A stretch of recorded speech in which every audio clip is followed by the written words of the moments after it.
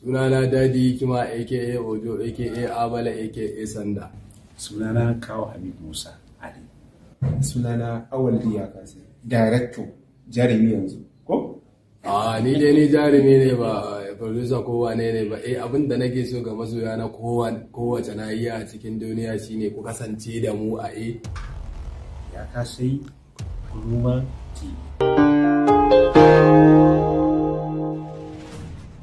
Tashar mu ta YouTube ku danna mana subscribe.